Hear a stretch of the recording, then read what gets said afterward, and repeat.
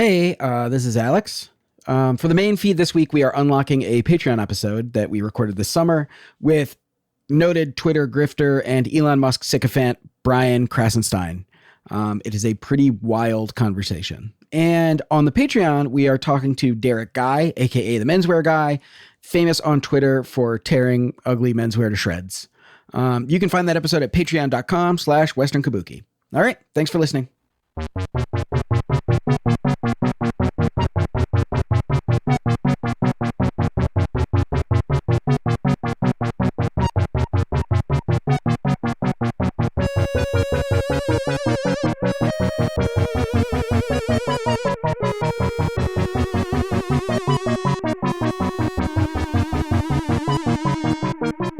And welcome back, Western Kabuki, beautiful listener, but not only to our beautiful listener, but also to our esteemed guest who has decided to run the gauntlet with us once again, Mr. Brian Krassenstein. Brian, how you doing?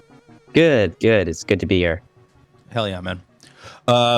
So we just wanted to sort of have a conversation with you, Brian, about like some of the developments since the last time we talked, because last time we talked, there was no revenue sharing or anything. So do you want to talk a little bit about your experience with Twitter's new, whatever you want to call it, format? Yeah, so I got a payment about, I guess it was like 2.5 months ago now. It was very surprising. I wasn't expecting even close to that amount. And it's, a lot of other creators have as well. I got another payment a month after that, and then another one about 5 days ago. Cool. And so with that whole revenue sharing stuff and everything, like, I guess my real question, and I've listened to a couple of your spaces that you've done with Ed and talked about strategies to get other people to share in the wealth, so to speak. And I'm wondering, like, how do you view the platform of X, of Twitter now? Like, how would you describe it to somebody who doesn't understand what it currently is or how it currently functions? Yeah, so I mean, it's very similar to how it was before Musk took over in November.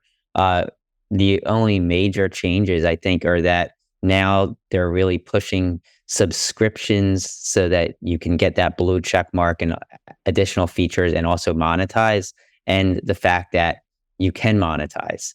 And by monetize, I mean, if you make a tweet or a post, whatever you want to call it, and there's comments under that post, and Twitter will place ads within those comments as well as within the post on your profile, and then share a cut of that revenue they get from the advertisers with you as a user.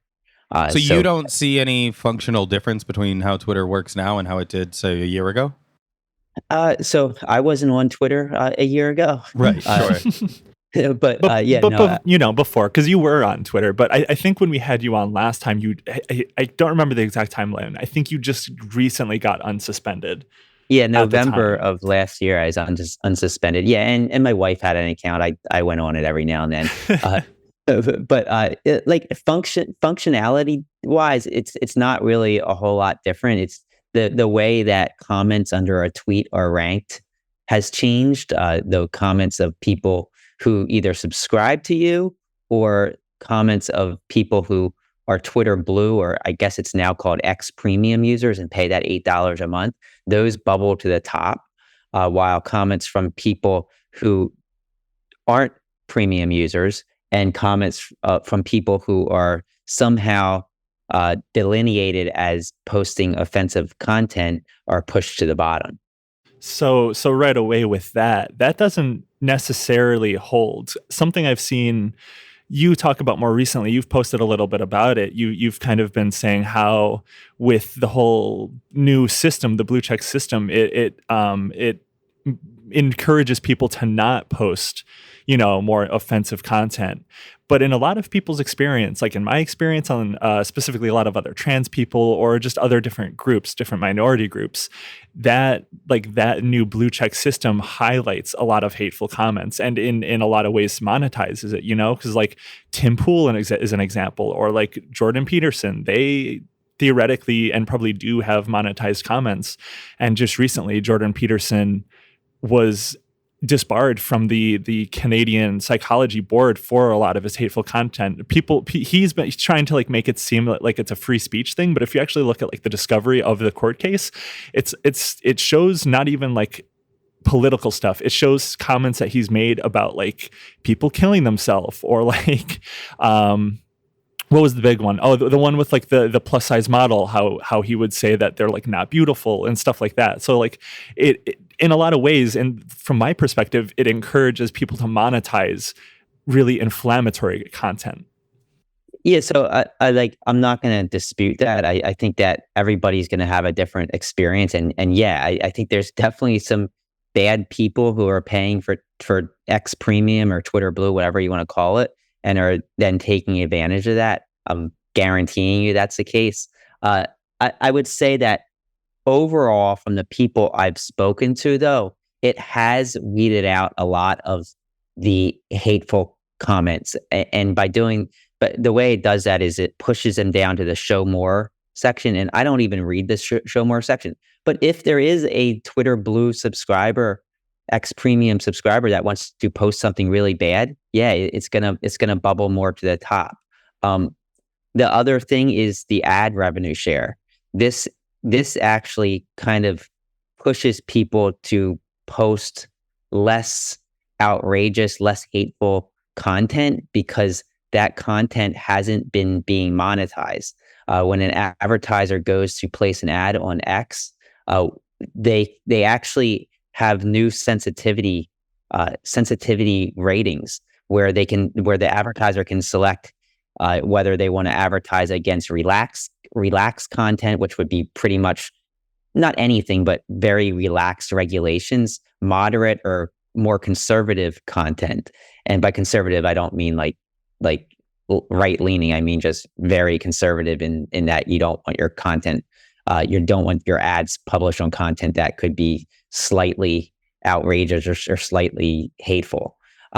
So what we found out last week is that a lot of the people who were posting some of this bad content, if you want to call it that, are not getting paid nearly as much, if at all, compared to those who aren't. And I actually had this whole Twitter space a couple nights ago with Laura Loomer, who is very far right and who has been posting content that I would say could be construed as hateful by some people, right? At the very least, a little bit outrageous and divisive. And she was complaining that, hey, I had the same impressions as you. I made $190 in the last couple of weeks, and you guys made $5,000 each. Why this isn't fair and whatnot. And I just explained it's based on what kind of content you're posting and then what the advertisers are actually targeting. So that incentivizes people to be less hateful, to be less outrageous, to be less divisive, and adhere to kind of a more moderate approach, I feel. See, I would like to push back on that just really quick. I'm looking at a Tim Pool tweet 5 days ago. I think we all pretty much agree Tim Pool's like a pretty disgusting, pretty awful dude, bad politics, pretty awful dude. He claims, he didn't show it, but he claims in the last 2 months he's made $4,377 from the ad revenue, which I would argue kind of counters what you were saying, because he kind of launders a lot of right-wing, kind of far-right, hateful, especially he's had Laura Loomer on his show. He's a really bad dude. So like I feel like you're being very selective. Okay, so here, let me give an example of Tim Pool. So Tim Pool actually complained that he wasn't making enough money, and over those last 2 months, Tim Pool actually has more impressions than I do. He made, I think, 4,500, and I made 20,000. So what is that proving? So it's proving that posting that content that Tim Pool posts is making him a quarter of what he would get if he wasn't posting as divisive rhetoric as he does. So you think the revenue sharing is being divvied out by the divisiveness of the content that people are making? I kind of dove into this because of the things Laura Lomer was suggesting, and with these new sensitivity settings that Twitter rolled out. I think it was like maybe 3 weeks ago, but I think they were testing it prior to that. It's actually related to GARM. They're using the GARM guidelines, and GARM is the Global Alliance for Responsible Media.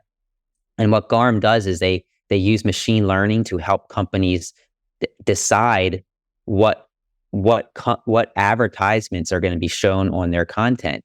And if you go to the GARM website, which is wfanet.org, you'll see a whole list of the high risk, medium risk, and low risk types of content under different categories. And this is actually what Twitter's using because they've teamed up with a company called Integral Ad Sciences to allow advertisers to better target content that is safe and suitable for them. I mean, I have never heard of GARM before, but I have a lot of trouble trusting an advertising platform to do what's right by trans people and minority in this country. Well, I don't disagree with you totally there, but remember, the bulk of advertisers aren't going to want to advertise against content that is derogatory towards trans people. At least I hope they don't, right? Well, that's provably not true on X, because the people who were afraid of the takeover by Elon have already left because of Elon's past transphobia. So it's actually, I would say, safe to assume that a lot of advertisers on X currently are comfortable with hate speech. Well, but yeah, no, that's kind of the argument I'm making. So these guidelines are actually produced by GARM, which is this group of literally thousands and thousands of advertisers. So if they're not comfortable with that hate speech, these advertisers are the ones that are making these guidelines that Twitter is now using in their basically the system they're using to allow advertisers to select what kind of content they want to use. Yeah, I guess my thing is I just wouldn't trust GARM. Sorry, Caleb, go ahead. Well, in a post you made, I don't know how long ago this was, and I'm assuming probably that it was prior to GARM being released.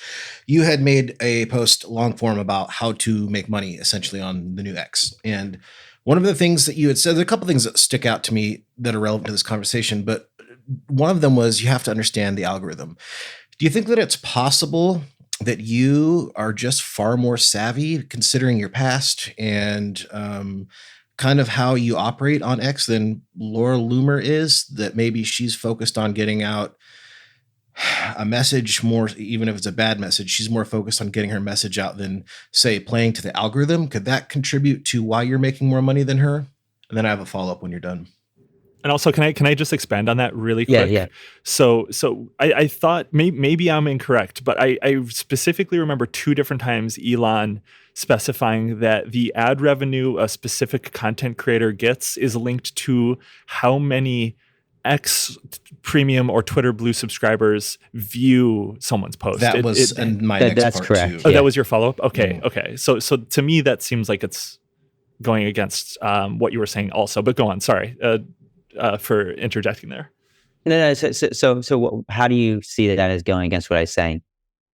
Well, I guess my question was, do you think that it's possible that you're just more focused on the algorithm as opposed to getting out a singular message, even if that message is bad?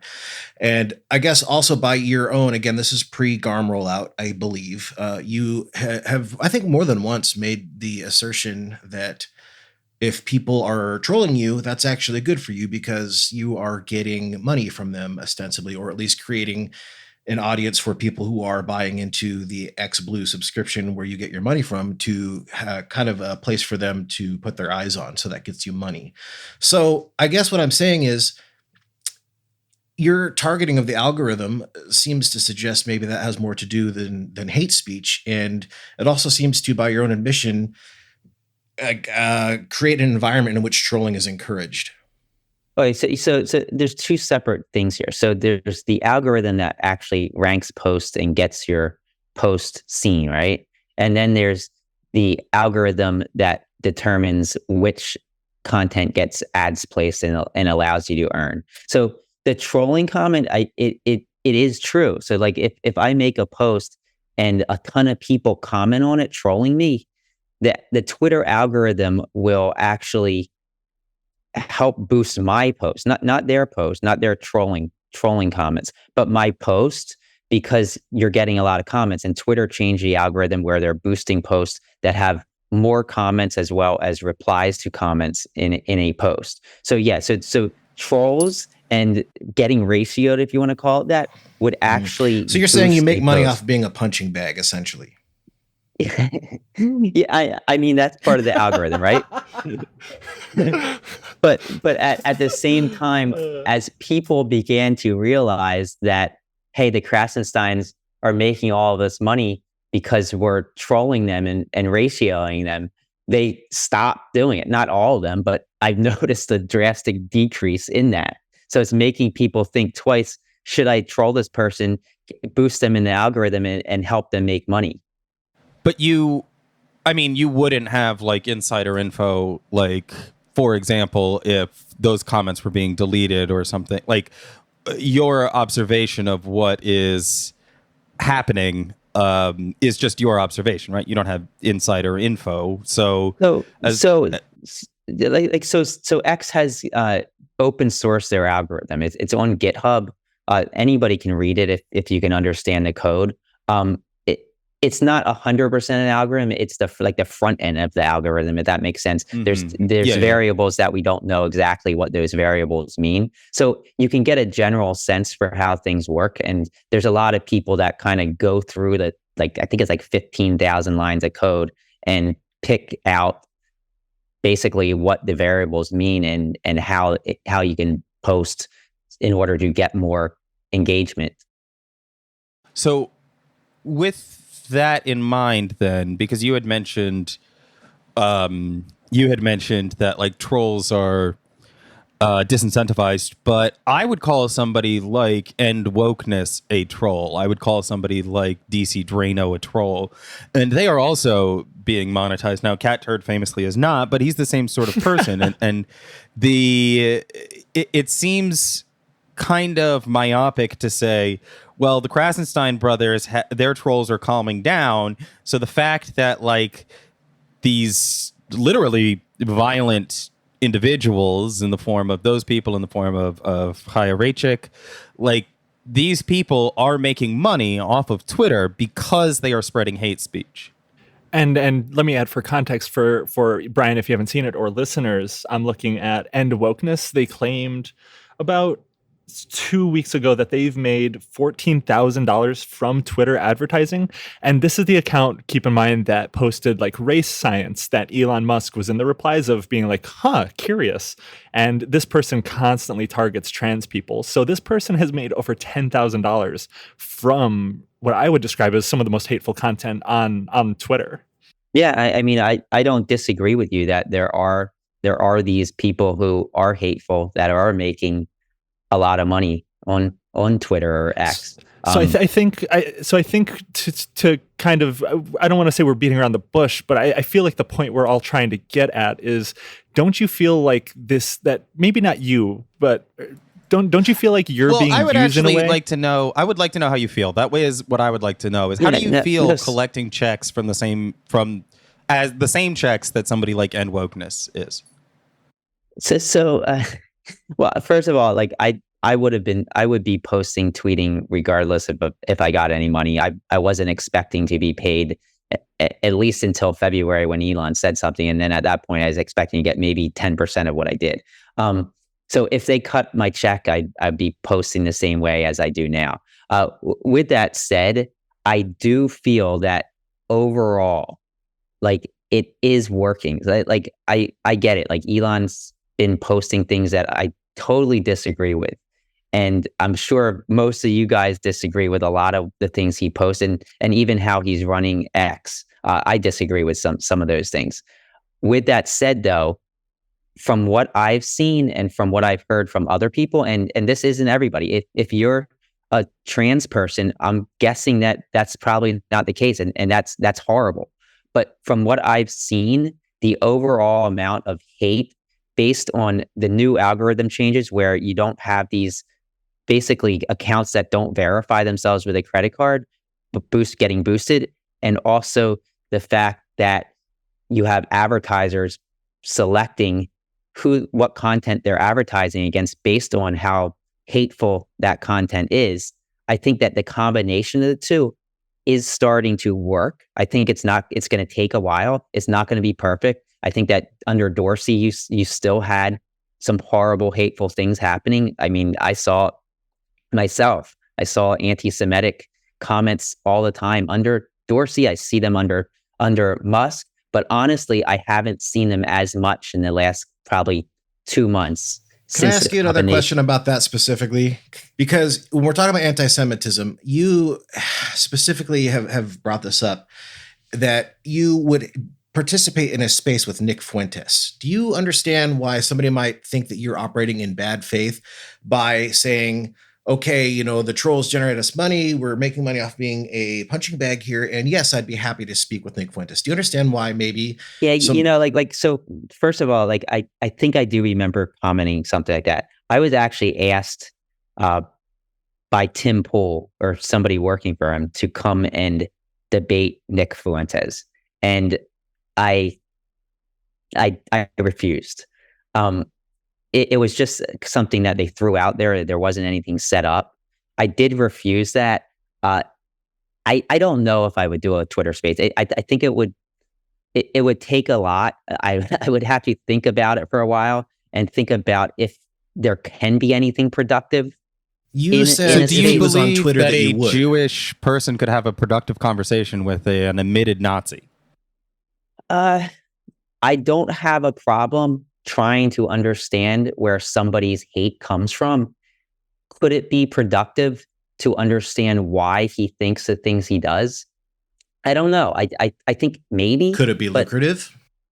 Could it be lucrative? I mean, doing a Twitter space isn't making me money unless I guess I get followers and then people start looking at my posts. But it wouldn't. I would never put that in the equation. I mean, there's no chance you guys would be doing Twitter spaces every day if you weren't making money. No, I do Twitter spaces because I actually like talking. It gets me followers. Whether it's making me money, I'm sure it's making me some money. But I see Twitter as having a following as just opportunity later on, no matter what I decide to do. Yeah, of course. But you weren't doing Twitter spaces you said you got your account reinstated in November, and you said you weren't doing Twitter spaces every day until you got paid. I mean, we saw that happen. I would say that before I was paid, I was doing Twitter spaces about the same amount. I was on Clubhouse, and I used to do Clubhouse all the time. And then I didn't have a Twitter account. So when Twitter unbanned me, I was used to it. I don't know. I don't have the statistics, but I don't think that I started doing more Twitter. Actually, let me correct that. I do think I started doing more Twitter spaces after getting paid, only because I felt like I had something to talk about. Most of my Twitter spaces are about the algorithms and about monetization. So yeah, I mean, maybe I did. Well, Brian, you and your brother did a Twitter space with the QAnon shaman like a couple weeks ago. To me, that is as bad as talking to Nick Fuentes. That guy is like a lunatic. I don't understand, like, what to you is the material difference, and like, what do you get out of promoting that guy? I wouldn't say it was promoting him. I would say it was having a discussion with him. I don't like, I get it that some people think you shouldn't platform individuals based on their views. And in some cases, I agree. I don't think there's harm in having a discussion and trying to understand these people. I mean, talking to Chansley, it was clear that he was just so far out there. And I think that if the people that were listening couldn't tell that, I don't think that by not having that space, it would have made them any less or more persuaded by his views. I think that it was just an eye opener for people. I think that's really fair about Chansley, and I think that makes a lot of sense, what you're saying, as far as like having somebody on that you don't agree with doesn't necessarily make you a co-signer of everything that they say. But I also think that Jacob Chansley is very obviously quite mentally ill, and has been behaving in erratic ways for like a decade online now. And I'm just not so sure what value you thought the listener was going to get out of listening to this unwell felon who He's a domestic violated terrorist. Let's call him a what he domestic is. terrorist who broke into the Capitol. Well, so first of all, he's out of prison, right? He served his time. I didn't approach him to do the space. I made a promise months and months ago that if I ever attack somebody or talk about them in a tweet, that I'd always give them the opportunity to confront me on a space. And he contacted me and he said, I want to talk to you on a space. I want to have a discussion. And he was nice about it. I feel like I kind of owed him that, since I made a post about him, and I felt like he deserved to at least push back on what I said. It's not the WWE. This is real life. I mean, just because he called you out for the title at WrestleMania doesn't mean you have to give this guy a space. Right, but it's a discussion. Like what did you think that what was the takeaway from talking to this guy? So I got comments from people on the right, people from the left, right? And people on the right both attacked me and praised me. People on the left both attacked me and praised me. I think the takeaway is that we could get inside of his mind and how he thought and why he thought the things he did were okay. And we got to push back. We had a lot of people push back. We had Lev Parnas in there pushing back on him. We had a lot of other guests in there pushing back on him. Now, people got to hear how he thought. But if the way he thought is out there, and if you want to say crazy, I don't think it's harmful in just letting people see how he thought, especially given the fact that he pushed to do this. I didn't push him to do this. Yeah, but it is your space, and what I'm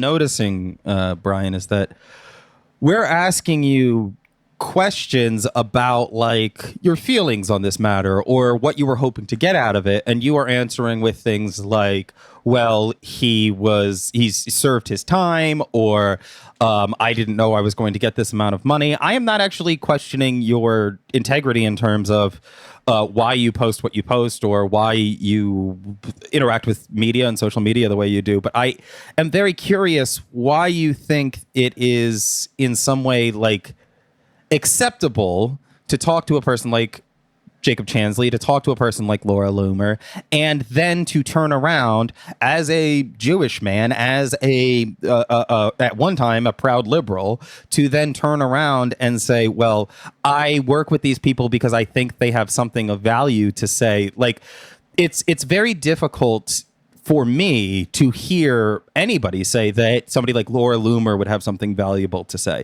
that somebody like Jacob Chansley would have something valuable to say, because these people have already proved themselves to be clowns. I mean, there's a whole host of these people, and it sounds to me like you don't really have a line in terms of who you wouldn't speak to, and that's highly concerning when you are collecting a paycheck from the platform that you are speaking to these people on.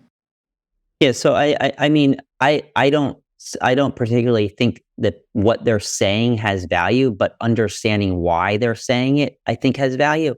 Like you're not gonna understand hate and why people are hateful if you just silence them, right? Like I get what you're saying. What is the need to understand hate? Why would anybody need to understand hate? Well, I mean, there's plenty of reasons to understand where it's coming from, right? Like, I mean, what are they? It can teach us how to prevent it from happening again to younger people. Is that happening on Twitter? Are people being less hateful on Twitter? Because the most hateful accounts are getting the most money. I'd argue that it's the opposite right now. Right now. That's exactly what I was going to get into. Is the crux of it is I don't think that you're getting into any reasons of why this is happening. What again? What is your takeaway? What are we understanding about a guy like Chansley or Laura Loomer? What are we understanding the conditions that create these people? Are we doing anything to be proactive about getting in front of it? What are we learning here? Well, I think it was interesting to learn that he basically thought that and don't, I'm not quoting him directly, that he was some sort of alien and that he was dealing with like quantum physics, and he was Yes. being called to it. Like I feel it was important to understand why he was there. Like, he was there because of these crazy ideas. He wasn't even And there. so why was it necessary for you to talk to the man who thinks he's a space We alien already knew who he was sent by severely God? mentally ill. Well, I don't see any reason. Like, I don't see any damage. Like how is that damaging anything? Like who's that hurting? The U.S. Capitol was broken into by terrorists. But by talking to him and hearing why he did it and getting to push back on it and ask him questions, I feel that's better than silencing him. Like you have the media interviewing So serial what killers all level? the time. So what level should they? What level of platform should any of these people have? Like, what heinous crime speaks for itself? If breaking into the Capitol doesn't speak for itself, and we have to talk to him about it, then what heinous crime doesn't deserve a platform in a Krassenstein Twitter space? Like, what would you guys say no to? Would you, for example, guys welcome Donald Trump into one of your spaces? Yeah, I would love to. Sorry, to also kind of give an example here, like what's his name, Milo Yiannopoulos. I forget his last name. Yiannopoulos. I can't say it right now. That dude, like, he was deplatformed on pretty much most social media. We haven't heard from him. He hasn't really organized. I think he was on the Kanye West, like, that super brief, like, Hitler holding arc. the Bible, looking miserable. Like he was working, the top he was working to on that that campaign. Yeah, he was working there. But I mean, other than that, like, that dude is just like, I mean, he's gone. His ideas are gone. We don't have to understand these people, right? Like, I don't know. I don't want to say that there's a part of me where it's like deplatforming absolutely does work. Yeah, I mean, it's pretty quantifiable that Alex Jones has received a massive financial hit by having been taken off of most platforms. And I mean, regardless of how you feel about whether hate speech or hateful speech has gotten less frequent on the site, the fact of the matter is that since he has been installed since he has bought the platform, Elon Musk has delegitimized actual verified people by taking away check marks, thereby, delegitimizing sort of like accurate information. It has become a less reliable place for information. It has become more difficult to get good information in breaking news situations because now there are people with check marks making shit up about sharks, floating down the street during floods, things like that. Most recently, he's now taking away all text related to links to news sites. He's made his hatred of the media and of actual journalism very fucking clear, as well as making his hatred of people who are vulnerable minorities, people who are in vulnerable populations, very fucking clear. And the thing for me is, when someone does that, I don't want to take their money, especially when they're giving the rest of that money to people who are pretty awful. I feel like, and the thing that I think actually separates you, Brian, and I think that you have an extra responsibility here, is that not only are you taking his money, but you are one of the original people who was posting about how much money you got. It's been reported pretty accurately, I think, that the money that you got from your initial check was not actually pegged to the number of impressions you got. It was more like a fat check to make it look like this situation is going to be great. And I saw you post. I don't think that's true. I saw you post a couple weeks ago, maybe a week ago, saying you can make a living from this, but you are of the 0.0.0.0001% of people who could actually make a living from this, if anybody can. And the question I have for you is, how is this anything but a Ponzi scheme? There are a couple of people at the very top making a lot of money. Other people who say that they're getting millions of impressions are getting, $20 a month.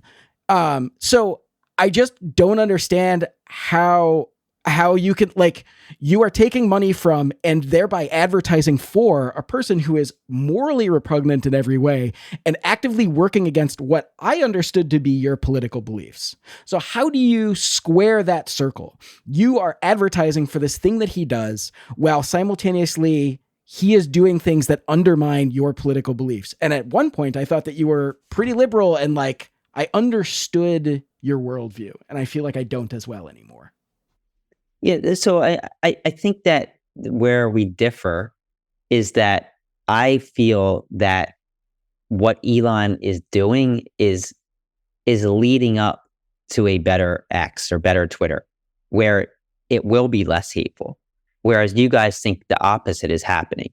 So like, I think that's the big difference here. So like, you not understanding that, I feel, is why you don't understand what I'm doing. What we understand is that a huge number of out and out fascists, as well as far right extremists, are getting paid in the same way that you are getting paid, and you seem to think that the money you are receiving has nothing to do with the hate posted by somebody like End Wokeness, even though you guys are essentially contractors for the same employer.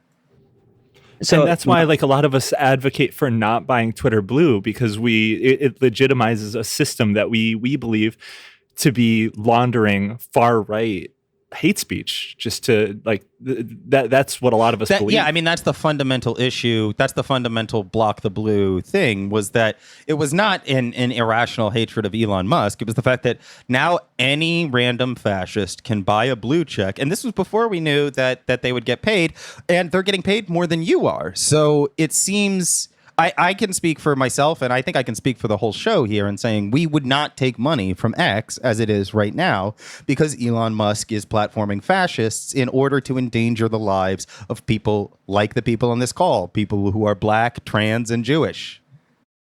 So my content, if you read my content, it's not divisive. It's pushing for human rights. It's pushing for equality. If Elon Musk wants to pay me for that, what am I going to do? Say, hey, I'm going to just leave X? Yes.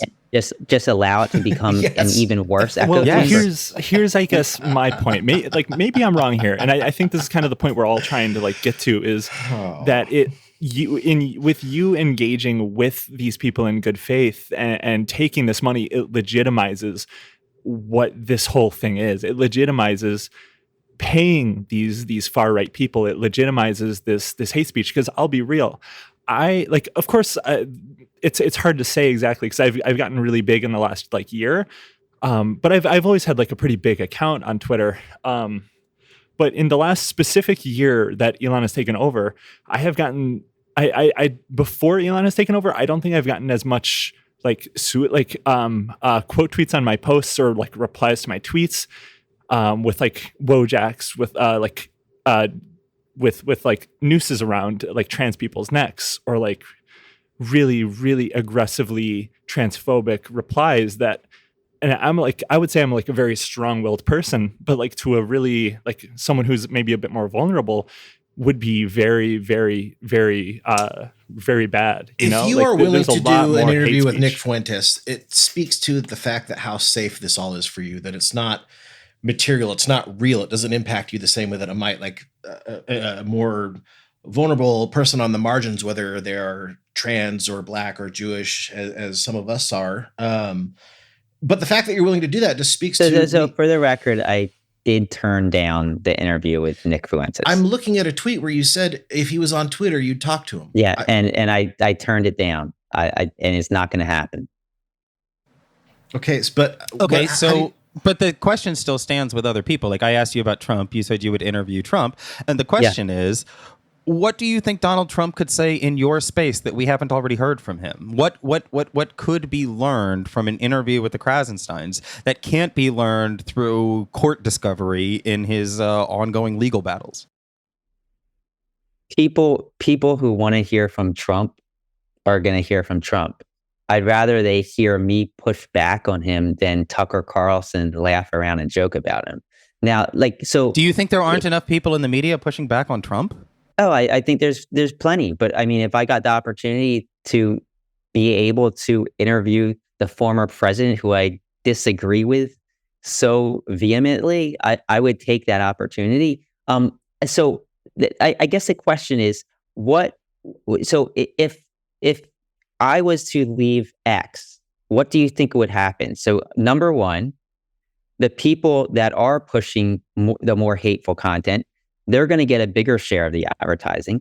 Number two, there's going to be less voices from those on the left, and it's just going to become an echo chamber.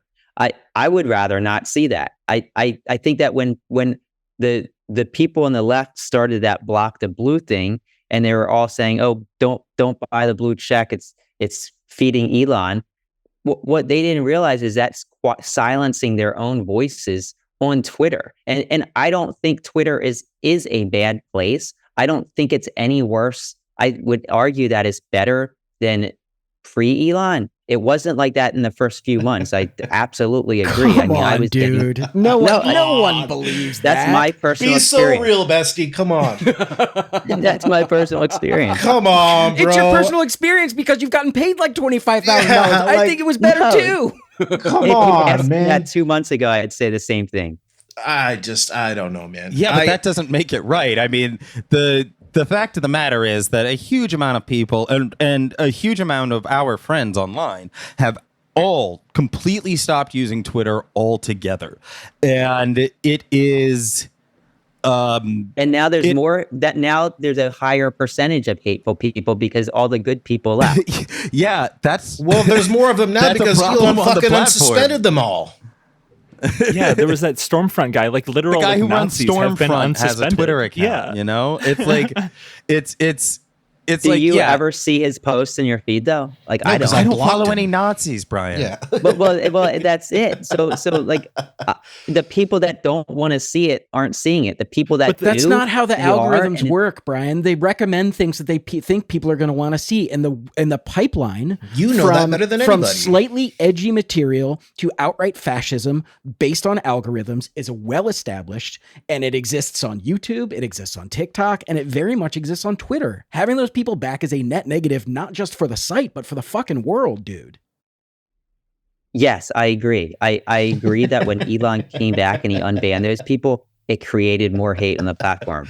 Do I think that there's more hate on the platform now than when Elon took over? No, I think there's actually less because I think So you think right now? So what you're saying is that you think right now is like the best time to be on Twitter. Is what I you're think saying. that right now is no worse than pre-Elon. Well, That is a scolding hot take, man. I don't think a single one of our listeners is going to agree with you, and I don't think there is any more we could push back on that specific point. But I do think that it's important to note that even if you would do this stuff for free, you must also recognize that getting paid to do what you're doing makes you look a lot worse. Like, I could have the same exact type of Twitter account I have right now, but if Coca-Cola started paying me, people would be like, hey, why does Coca-Cola like that guy's tweets so much? And I think it's a fair question to ask, why does a transphobic, racist, beneficiary of apartheid like your tweets, Brian?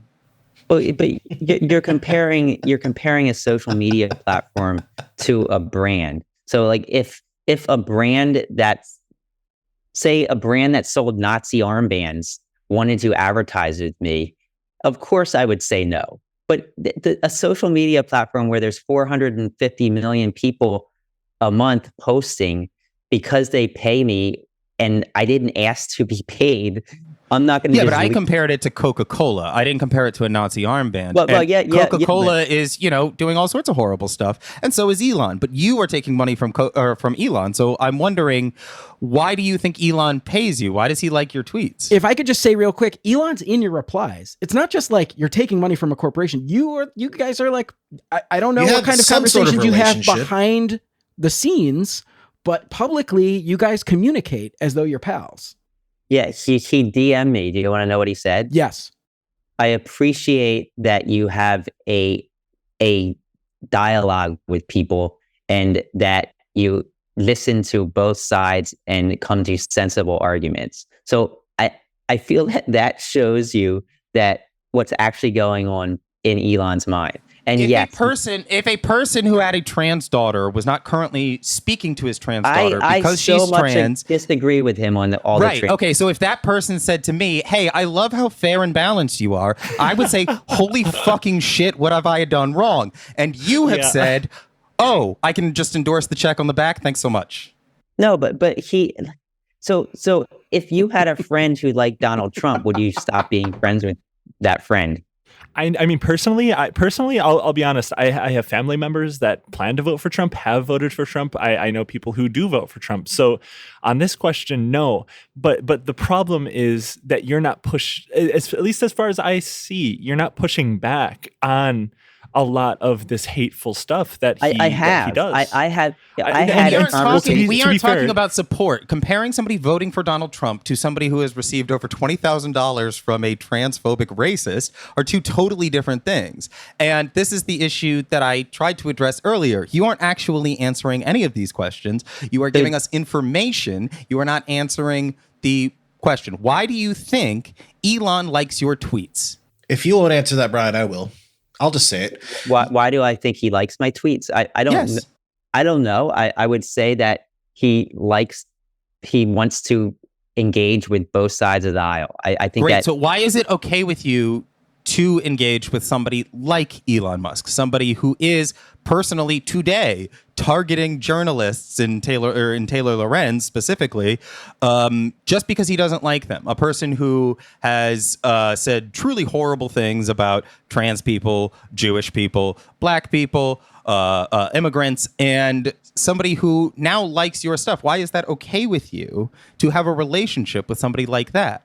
For the same reason why I had a Twitter space with Jacob Chansley. I have an opportunity to push back, and I do. I've had several conversations within tweets with him where I've disagreed, even about trans issues, like about the whole the hormones and all that. And we shared different scientific studies. And I don't think it was an unfruitful conversation. I think it pointed Do you understand to that everybody reading it. When you foster the kind of environment that you do, where it's niceness and niceties and politeness over substance, that is where reactionaries thrive. Like, you are, by doing that, you are ceding space to them, and you are creating the space necessary. It's like it's more than ceding the space. You're providing cover for them, is what you're doing. Yes. By legitimizing this whole thing where fascists are allowed to receive money from Twitter, by saying, oh, he does it for everybody. What you're doing is you're providing cover for terrible behavior on the behalf of the owner of the site and on behalf of the other people who are getting the money. But once again, I believe that the things that are happening behind the scenes, the changes that are happening are gonna make Twitter a better or less hateful space. And it's not going to happen certainly overnight. A more profitable one anyway.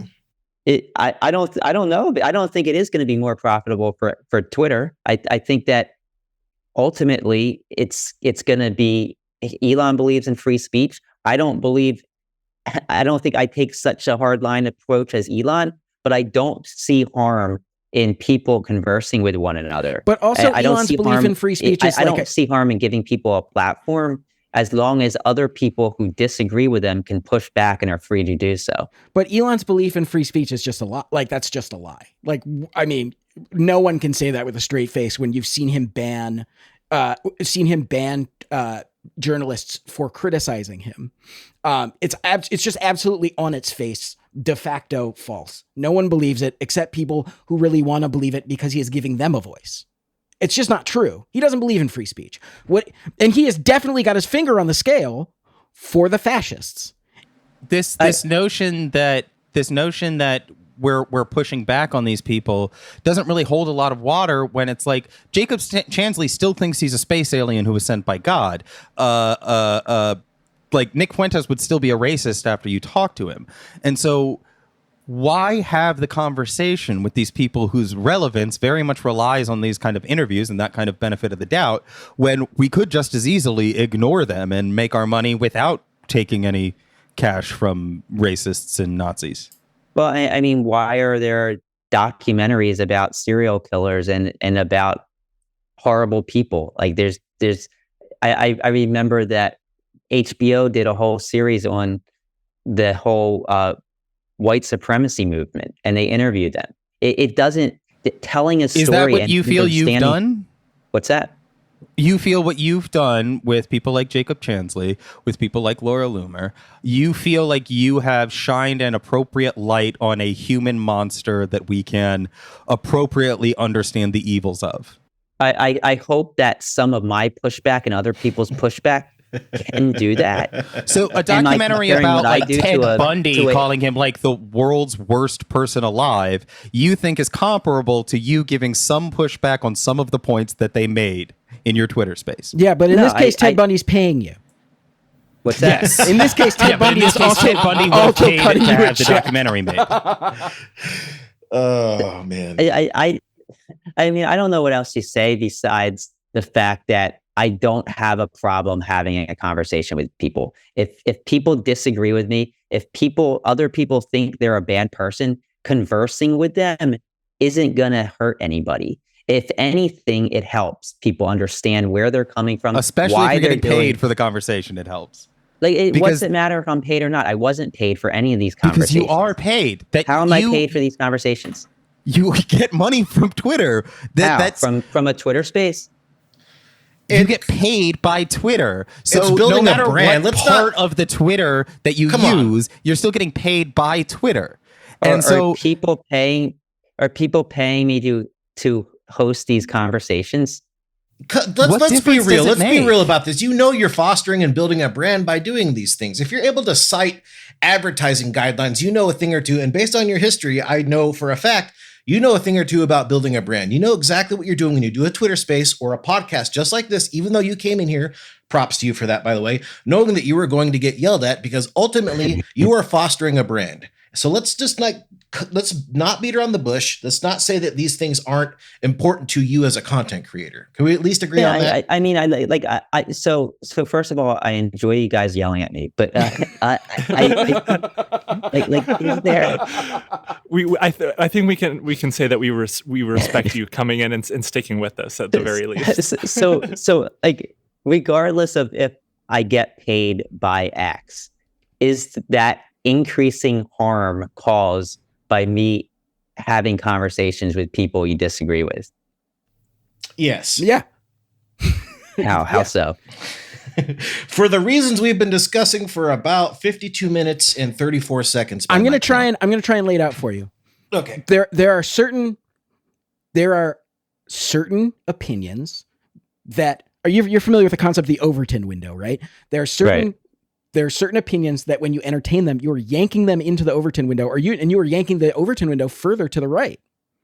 You entertaining the ravings of a crazy seditionist, because of your political leaning, then legitimizes those opinions. You taking money from a transphobe who actively tries to suppress and harm journalists, who actually tried to get the previous trust and safety person who allowed him to be chased out of his home. You are legitimizing that behavior by taking his money, by engaging those people. That is my belief. There are certain things that are beyond the pale, and you have stepped way over the line on that. And that's where I stand. Alex Goldberg, personally, I'm not speaking for Western Kabuki. I think that everybody else on this call, though, probably thinks the same way. Yeah, I mean, number one, I didn't ask to be paid. I would be using Twitter if I wasn't paid. So if Elon's paying me, you familiar with the concept of blood money? That's what we're saying. You're taking money from a person who is actively harming people. You have the option not to. A little bit of overkill there. No, I don't think it is. Is it not how in the world is it overkill with the way he is treating especially trans people, especially the way he talks about trans people? Did somebody just get killed for hanging a pride flag in the window of their business? Yes, they fucking did. And they followed all those people on Twitter that you had conversations with? TikTok. Mm-hmm. Yes. It's totally absurd, because if you had turned down the money, or if you gave it back now, you understand that your position would be a lot stronger in terms of, hey, I gave them pushback, I did X, Y, and Z. But you haven't done that. You took money from them. And that changes the situation. No matter what you would have done, or if you had a different situation, you would have behaved differently. That doesn't actually change what the situation is now. And you are comfortable taking the blood money from a person who is platforming fascists on purpose. while I disagree with a lot of Elon's takes, a lot of his tweets, I think a lot of them are ridiculous. I think a lot of them are to just drive engagement. I don't think that the way he's running Twitter is bad. I think that if you fast forward a year from now, I think a lot's going to change. Do I disagree with Elon? I disagree with so many people about so many things. If every person that I ever disagreed with on any topic, I decided, hey, I'm not going to do business with you, I think it would be a mess. What if society worked that way? Well, it doesn't work that way because you can have a conversation one-on-one without broadcasting it to thousands of people. I do it every day. Yeah, it's really annoying when he does it to me too. I hate it. But I mean, the thing is that your position is incredibly weaker because you're taking money from him. It's way different than just having a conversation. But my position hasn't changed from when I wasn't taking money. I've been doing the same exact things as before I even knew I was going to get paid. So I actually want to give some. I went back and because you've said multiple times tonight and just before in the past when people have come at you that you don't tweet any different than you used to. But I looked back at old tweets in the Trump era specifically. Oh yeah. So yeah, free unbanning. I was totally different. So what changed that though? Because I have some tweets here where one tweet says impeach Trump 2018, impeach Trump 2018, impeach Trump 2018, and it goes on for about 10 more times.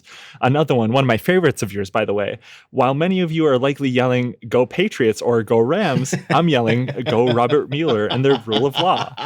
So you do post differently. And another one here, we love the FBI. We love the FBI. So you do, you've changed in pretty noticeable ways that I feel like people who have known you for the I've known of you for the last maybe 6 or 7 years. We have noticed some changes, Brian, in how you've approached content creation. Is getting banned like in Game of Thrones when you die and get resurrected, you come back different, less than maybe? Is this what we're going? So this is what happened. So we were banned May 2019, and we got unbanned in November of last year. And we had that 3.5 year gap. I can't tell you how liberating it was to not have to deal with all the hate that we got on Twitter from the Trump years. So when we came back, we were like, do we want to come back? So we're getting our account back. Do we want it? What are we going to do when we get it back? And when I say we, I mean Ed and I. And we actually sat down and we said, I think we got to change things. I don't think replying to Trump with outrage every single second we got really did anything. People on the left, it just reinforced their ideas and maybe made them laugh at us and like us. People on the right, it just made them hate us more. I don't think it did anything. So when we came back, we actually said, let's do something to bring both sides together. And we actually had the first week we came back, we did a video cast with Carpe Donktum, who's the meme guy that Trump invited to the White House. The first meme maker to the God Emperor of the United States of America. I think is how he preferred to be called at one point. Yes.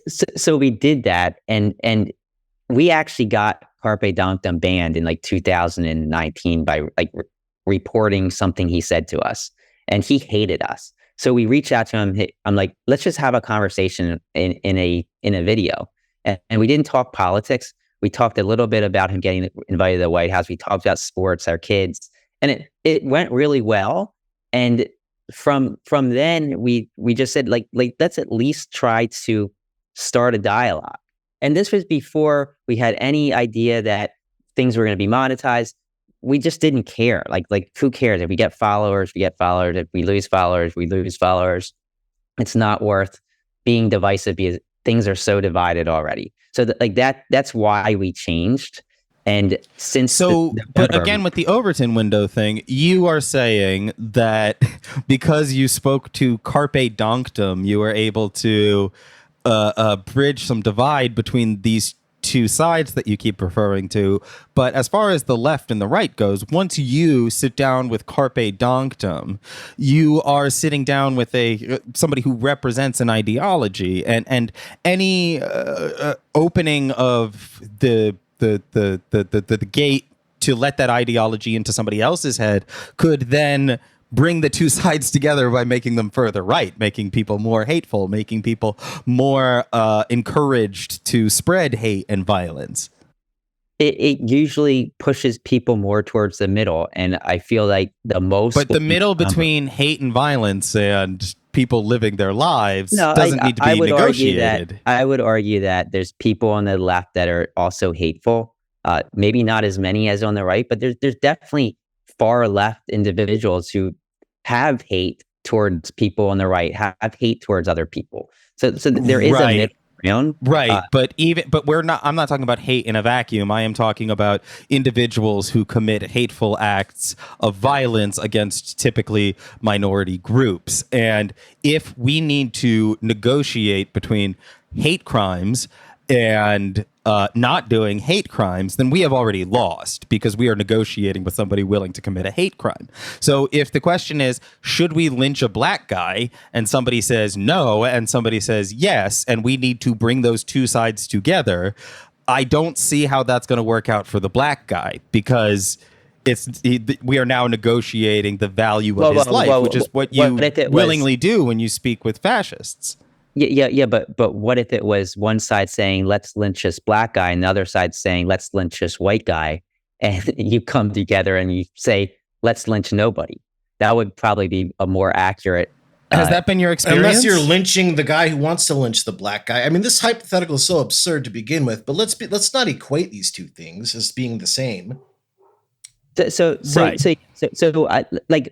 me talking to Carpe Donktum, nothing's going to be accomplished if both sides just keep shutting the other side out and pretending that everybody on the other side's super extreme, and that's what's happening. But people don't think this way. People don't have this, like, I'm on this side and they're on that side thing in real life. Most people don't think that way. I certainly don't find myself thinking that way, but I do see individuals who propose violence as a solution for things they see as social ills. And what they see as social ills are things like race mixing and the Jews controlling the media and trans people grooming our children. And with those people, I don't see any value in negotiating our two sides. I see a lot of value in ignoring them entirely.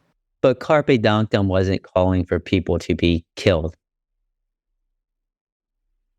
It was right, but what about all the other people that you said you would speak with and have spoken with, and etc.? I mean, I don't know. I haven't watched every one of Carpe Donktum's little jib jab animations, but I've heard Donald Trump speak about Muslims, and you said you would speak to him. So I find Chansley didn't call for anybody to be murdered either. He broke into the U.S. Capitol. He is a domestic terrorist.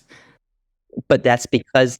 But wasn't it? I feel it was interesting and important to understand what was going through his head at the time. Like, knowing that stuff, law enforcement, they want to know that stuff, because that's how you get into the head of criminals and get to understand why people think certain ways. I don't see harm in that. It's one thing if I put Jacob Chansley on and just let him blab to all of my followers without actually debating him or having a discussion. Is another thing you just have a conversation, push back, only some people will be convinced by Jacob Chansley because you pushed back on him. Instead of everybody being convinced by him because of the platform you gave him, only some of your audience will be convinced by him. And you see that as a win. Caleb, I think you wanted to go into something because we've kind of treaded on this already. Caleb, did you want to go into your kind of like final? Sure. Yeah. So I guess I just wanted to ask, first of all, Alex alluded to this a little bit earlier, and I didn't want to cut anybody off. Do you consider X Premium, with all the people making money at the top, most of the people not able to make any money at all, but they have to buy into this? Do you consider that a Ponzi scheme, or do you consider it similar to a Ponzi scheme? No, because the vast majority of people that bought a X Premium didn't buy it to monetize their account. I mean, monetization just started like 2 months ago. I would argue that the vast majority of people are doing it for what it provides. It's like paying for Disney Plus Premium or something like that. But you wrote hang on, because you wrote a how-to guide on how to make money on the platform with yourself holding a check for $20,000 or whatever it was that you'd hand drawn or whatever it was. So, I mean, is there a financial incentive for you to get people signing up for X Premium? I mean, I guess you could argue that the more X Premium users, the more advertising revenue that I could get. But I mean, it's such a blip in the whole scheme of things. You don't get some kind of referral bonus. No. Okay. But you don't just more broadly think that maybe Elon is at the top of this scheme, or well, I mean, a business owner is always at the top of any business, right? They're profiting off of everything. But normally a business sells a product and not the ability to make money off of the business, because those businesses are called Ponzi schemes. Well, but you're saying that Twitter Blue is all about making money, and like that's not what it's about. It's $8 a month. The book you wrote was about that. But I gave advice to people who wanted to. Now, most of those people were already Twitter Blue users. Some of them, are there people signing up because they want to take the opportunity to make money? Yeah, but I mean, I don't see any damage in that. That's like if YouTube charged a monthly fee for, I think many other, I believe other social platforms charge somebody to join the creator programs. And it's no different than that. You're spending money. YouTube and TikTok don't do that. What's that? YouTube and TikTok? I've seen others that do. I don't know which ones. I'll look it up. But the reason they don't is because it would appear to be a Ponzi scheme if you had people pay in order to make money on the site. Well, so if there's actually value that you're getting out of paying the monthly fee, aside from what value are you getting for paying for Twitter Blue? Because I just paid for it for a month, and I would love to know what value there is. It seems like the only value you got was getting yelled at by a whole lot of people over it. Well, I mean, even if I hadn't gotten yelled at, the ability to edit your tweets is a huge waste of time, because it's just as quick to delete it, and it doesn't have the big idiot stamp that says I had to edit this tweet and I paid for Twitter on it. Well, Caleb, you bring up Ponzi schemes for a specific reason, right? Like you're bringing this up for a specific reason. Yeah. I mean, like, I guess I'll just be blunt with you, Brian, when I see you kind of, going hard in the paint on this, what seems to be at least Ponzi scheme adjacent to some of the stuff that you guys did in your early years online, you and your brother with, Talk Gold and Moneymaker Group, which I really wanted to get into with you on the last interview that we had. Do you want to talk about that a little bit? And then I have a couple questions. Sure. I'm going to draw about the parallel. So first of all, tell me from your perspective, kind of how that went down. It was, you guys were selling baseball cards on, I think it was eBay at first, and then you started getting into like making these forums. Yeah, no. So the forums that were related to our house getting raided in 2016, it was Talk Gold Moneymaker Group. These were basically webmaster forums. They also discussed investments. They discussed, a variety of topics. I could list them all, but that would bore you. But the issue that we had was that these sites, we sold ads to companies, and some of the advertisers, they were selling ads for what turned out to be Ponzi schemes. Now, we had no idea that they were Ponzi schemes. We had policies all over our website to report any ad that you feel might be a Ponzi scheme. And when they were reported, we would look into it. We'd look at what you have, and we would remove the ads. So these same ads were also the exact ads posted on Google and Facebook. The government thought we were more involved than we were.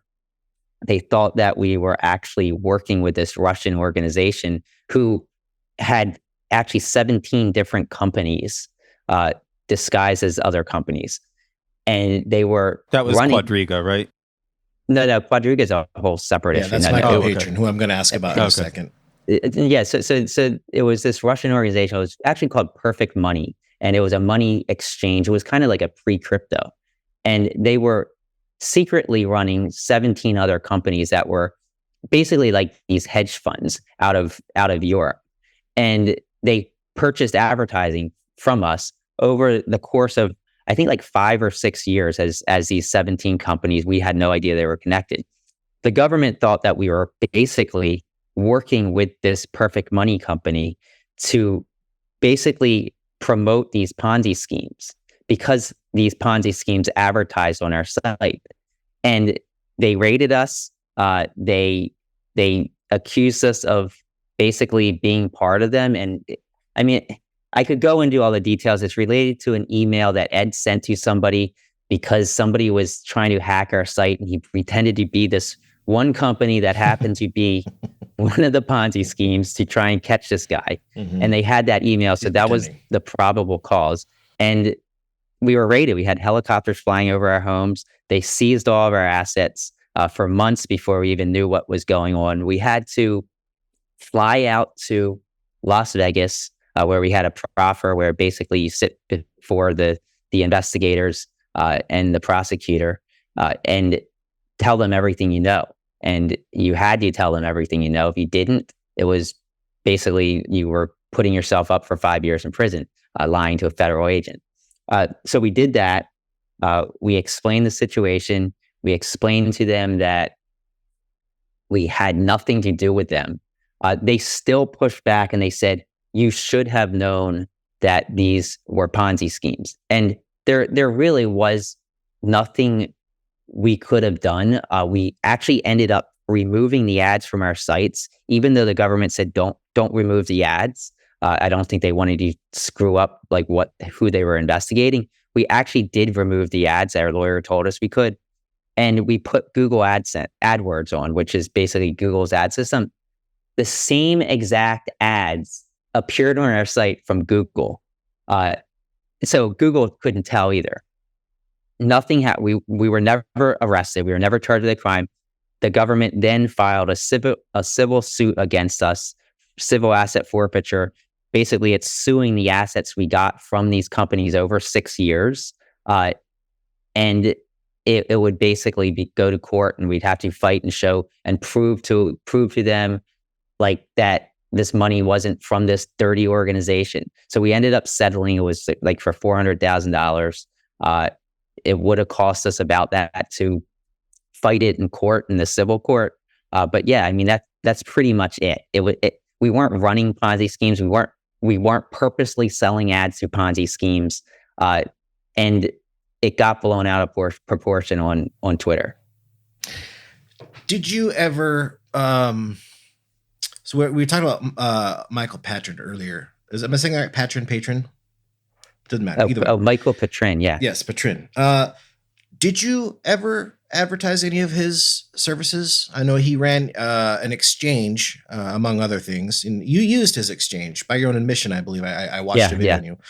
So these exchanges, he advertised his exchange essentially as a way to... I don't know if he ever advertised with us. I don't think he did. I think he posted... I think he used... It was a forum. It was a message board. Mm-hmm. So he probably posted his exchange in post. He never gave you... Are you saying that he never gave you any money? I mean, this was 10 years ago. I can't say for sure. I don't think he did. I think that he did, because I saw, based on some reporting that somebody had done on this, that he did.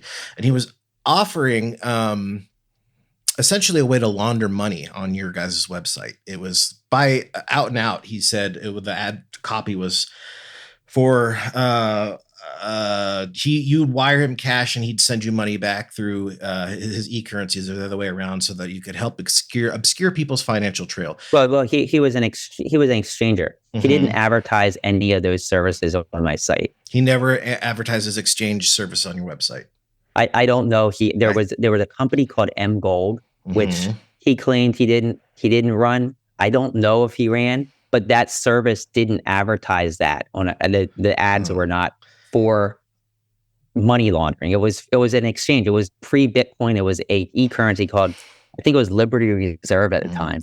Well, he had a bunch of them. Yeah, so he was Liberty Reserve. He ended up exchanging Bitcoin, and then he ended up doing He ended up exchanging Bitcoin at your suggestion, I believe. That's correct. Yeah.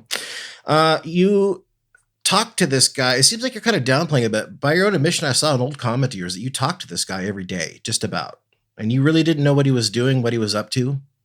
No, he talked to me about like life. Like he would never tell me if he was doing anything shady. He knew that I would have never have worked with him if he did. Brian, his screen name was Velour, which is the French word for thief. But Velour was not. It was Petrin on my site. Mm-hmm. I think later we found out that he was running the account Velour. So you didn't know he was. You didn't know that he was doing. You didn't know he was doing. I guess money laundering. You didn't know he was doing any of this scamming. You didn't know any of this, even though you talked to him every day on your own website. Correct. Yeah. No. I would not have used him to exchange if we thought he was laundering money for us or for others. Mm-hmm. So what did you use his exchange for then? So we accepted ads. We sold ads on our sites. People paid in various ways. One was Bitcoin. One was Liberty Reserve, which was its e-currency. Most people paid with PayPal. But yeah, so if we got paid in Liberty Reserve, the only way to exchange it was through an exchanger. There were several exchanges. This was in 2012 and prior, maybe 2006 to 2012. Mm-hmm. And do you think maybe there were reasons people were paying with these currencies instead of maybe US dollar? Were people paying for them? What were the reasons that they were using these currencies over the US dollar? Well, it's kind of the same as Bitcoin. So yes, some of them were scammers. Some of them some of them it was quick, easy. You didn't have chargebacks.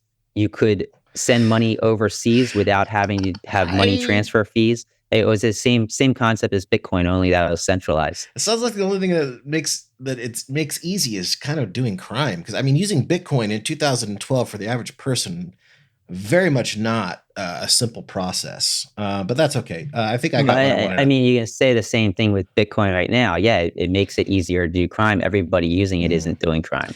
Well, earlier, I think Bitcoin has become a bit more acceptable for mainstream transactions. There's been a lot of push for that. At 2012, you can make the argument that it was all early investors and people who were just doing unscrupulous things, but that's okay. I just wanted to ask then, did you ever on your high-up sites or any of the other ones, you ran a bunch. The two famous ones are Talkworld and Moneymaker Group, but you had a bunch of others.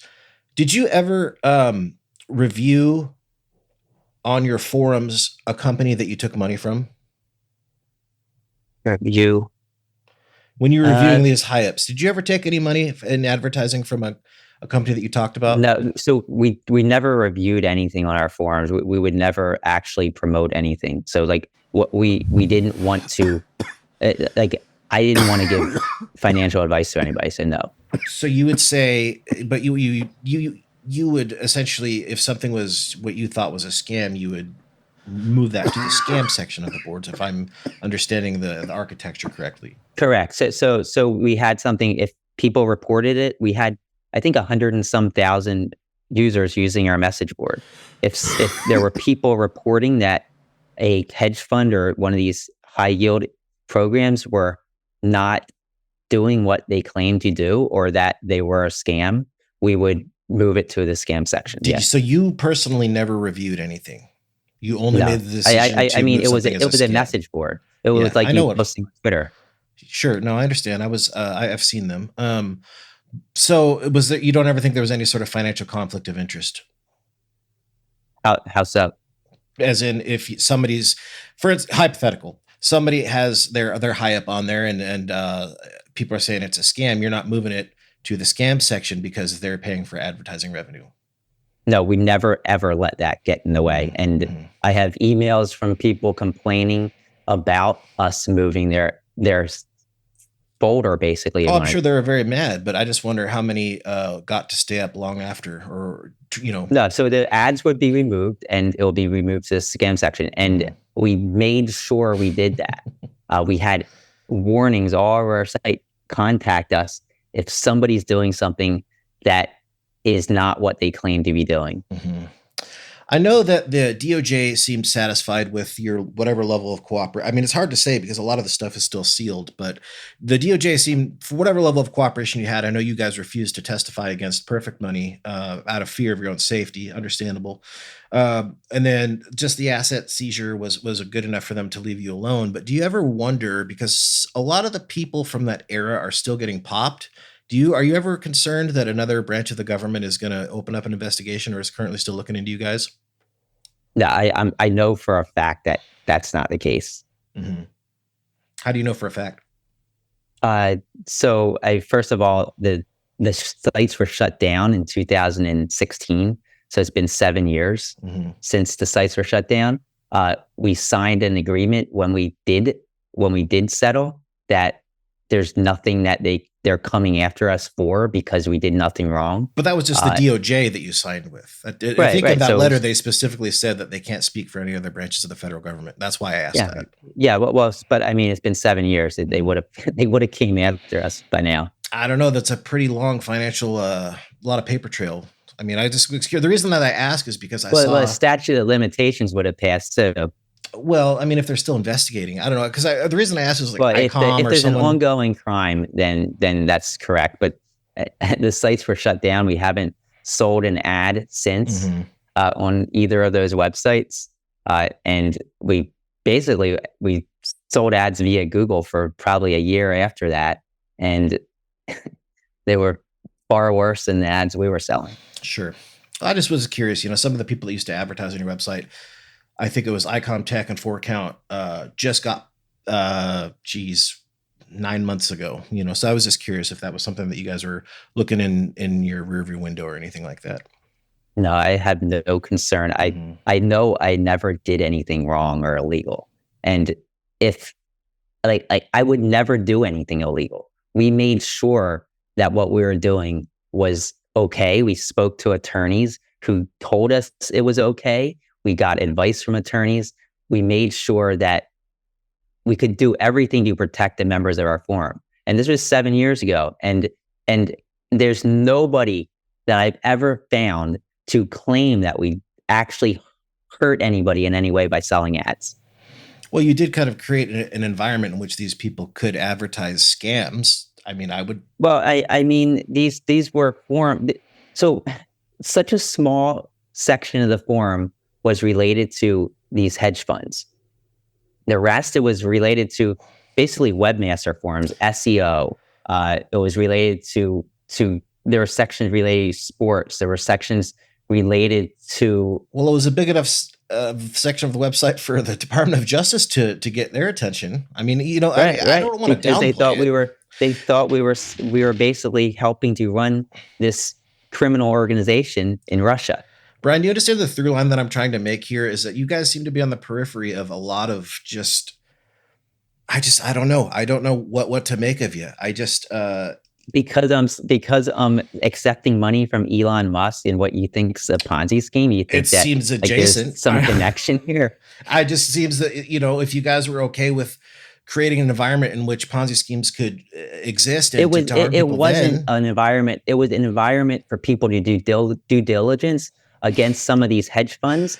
And what the whole second that a hype would get pegged as a scam, enough people fell for it. You just move it to the closed section and you get to be the good guys. And these other new ones get to hop on in. It's a whole ecosystem, or someone could make that claim. Well, I'm not saying you did that. So you're acting like it was all these investments. It was the sites were not just related to investments. They were related to all kinds of things. Moneymaker group. It was about making money. Of ads. We sold thousands and thousands of ads throughout the year. Only a fraction were to any of these people that the 17 companies out of probably 5,000 companies that advertised with us were the ones that were related to this government investigation. Okay. I think that you've answered my questions. I just was curious if there was any sort of through line between what I would consider to be Ponzi scheme adjacent with X premium. Yeah, like you're saying that Elon Musk is running a Ponzi scheme. If that was the case, do you know how quickly the SEC would be involved? No, because it's not. I'm not saying he's running like a Ponzi scheme in the sense that it's like an investment strategy or something. But when everybody has to buy in, and only a few people at the top make money, and everybody on the bottom is paying money, well, I mean, it's a similar financial structure. Not only that, but there's a whole process of recruitment in a Ponzi scheme where there are people at the top who get paid a bunch of money, and they use that as the model by which other people who are definitely not going to get paid the same amount in spite of the amount of impressions they're getting. And I mean, that's literally what's happening. There are people, racist or not, who are like, oh, well, it's fucked up. I got 9 million impressions and I got paid $27. Like, it's happening.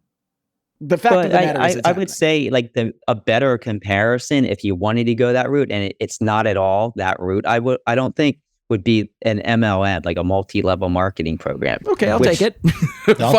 Which would be gleefully. Which would be well, it's not illegal. Right. It's not illegal, but it's still. I mean, I think most of our listeners would agree that it's pretty immoral. But here's just the thing. very. Well, I mean, there's actually a lot of successful corporations that are built on MLM structures. But successful for who?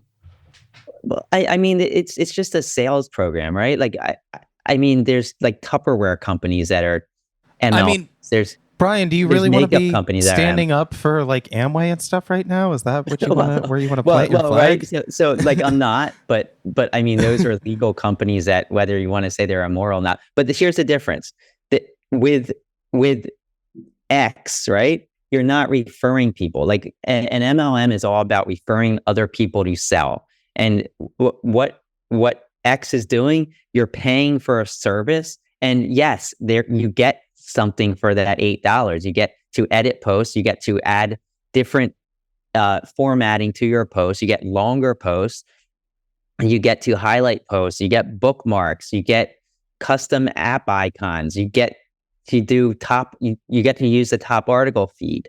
There's just a laundry list of things that you can do. So that $8 is, I mean, I paid it before I thought I was going to get any money, because $8 was worth it to me. But so I think we're going to wrap up, but I think that the main thing here is that our main through line here is that Elon Musk paid you, specifically that first round of payments, a lot of money as a recruitment method to get more people to sign up for Twitter Blue, X Premium, whatever you want to call it. So it's like, it's maybe not as blatant as traditional like Ponzi schemes, but what we're, I think, trying to get across is that maybe, of course, maybe you're not willingly going along. Like it's not like an intentional thing on your part, but it is like a unintentional Ponzi scheme that you're going along with, is I think maybe our point here. Yeah, I mean, I disagree with that. I see what the line is that you're drawing, but I don't think that's the case. I feel that you guys are pointing to an actual service, and just because advertisers are paying and that ad revenue is split by users, that you think that's a Ponzi scheme. I don't know. I don't agree with that. I see where you're coming from. Fair enough. Awesome. Well, I think my questions are answered. Thanks for hopping in on that, June. Yeah, of course. Yeah. I think we're pretty much ready to wrap up. I think we went a little longer than you intended to stay here right now. Thank you so much for going through the gauntlet. Last time we had you on, I think we were a little bit more friendly. I don't mind it. I'm fine with it. Than this time. No, then we figured of all people, you would be ready to be like yelled at a little bit. So you had me a little stressed out, but I'm okay. Well, thank you for coming, Brian. Is there anything you would like to shout out, plug, anything like that? No, you can just tell people to Twitter and click my Twitter. So okay, cool. All right. Well, thanks again, Brian. We appreciate you coming on. Take it easy. No problem. Yeah, thank you so much.